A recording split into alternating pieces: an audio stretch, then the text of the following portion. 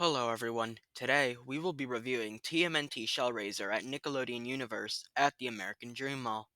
TMNT Shellraiser is a Gerstlauer Eurofighter that is a near identical clone to Takabisha at Fuji-Q Highland. This coaster is the world's steepest roller coaster, and it took that record from Takabisha in October 2019, beating out Takabisha's drop by half a degree. This coaster is basically a two-in-one package, and it makes it an elite riding experience. When I first rode this in February 2021, it was a lot rougher, but when I rode it in January 2024, it was very smooth, and it was smooth in any seat. Front, back, edge, or middle seat, it all felt very consistent. Now, since there's only two rows per train, the forces feel identical throughout, but I do prefer the front for the added sense of speed. Shellraiser begins with two left turns out of the station, before going into a small but punchy drop. This small drop offers a tiny pop of airtime. You will then turn to the right and go into a heartline roll, which provides some excellent hang time.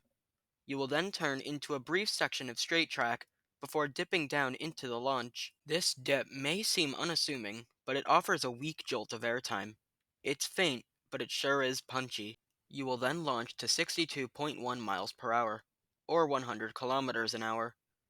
The launch here uses LSMs, or linear synchronous motors, and this launch is very powerful. It has a great sense of speed, is very punchy, and you will easily be pinned back in your seat. After the launch, you will enter the first of two big-ass corkscrews, which gives a powerful burst of positive Gs, and you may even gray out here.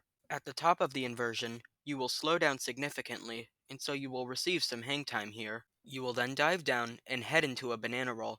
The pullout between both of these inversions offers some strong sustained positive Gs, and it's very easy to gray out here.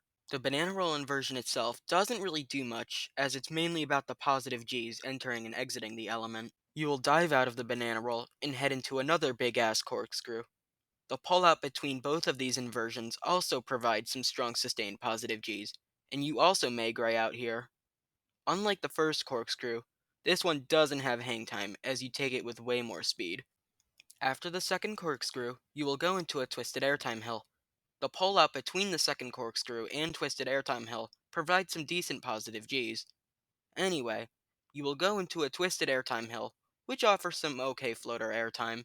After the twisted airtime hill, you will bounce up into the brakes, receiving a quick pop of airtime. Slamming into the first set of brakes feels super satisfying, but the ride isn't over yet. You're only halfway done. You will then round a 180-degree right-hand turn before entering the vertical lift hill. After waiting for the chain dog to engage, you will start to traverse your way up the vertical lift hill, which provides, you guessed it, some weightlessness. Once cresting the vertical lift hill, you stop suddenly on a steep angle for a good 15 seconds or so. It's definitely a weird sensation, as not only you are hung over, but you can feel the entire structure swaying side to side. But it also gives you time to appreciate the view of the New York City skyline. You can spot iconic buildings such as the Freedom Tower, the Empire State Building, as well as the Central Park Tower. Anyway, once you're released, you slowly inch your way to the world's steepest drop, which is at an angle of 121.5 degrees. Even though you're slowed down to a crawl, the drop still manages to give a good pop of ejector airtime. You will hit the bottom of the drop, getting a very strong burst of positive Gs. You will then go into a floaty dive loop, which offers a combination of floater airtime and hang time. After the dive loop, you will go into a cutback. The valley between the dive loop and the cutback also offers some decent positive Gs. The cutback inversion itself also provides some mild hang time. You will then dive down and enter the last inversion, which is an Immelman. The valley between the cutback and Immelman offers some strong positive Gs. You will hit the apex of the Immelman, which starts to become floaty.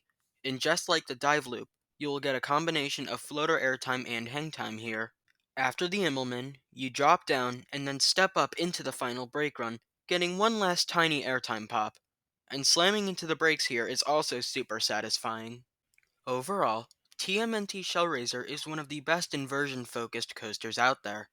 It throws in positive Gs, hang time, and airtime as well. I would rate this coaster a 9 out of 10. And those are my thoughts on TMNT Shellraiser at Nickelodeon Universe at the American Dream Mall. I hope you enjoyed the video. Thank you for watching and have a wonderful day.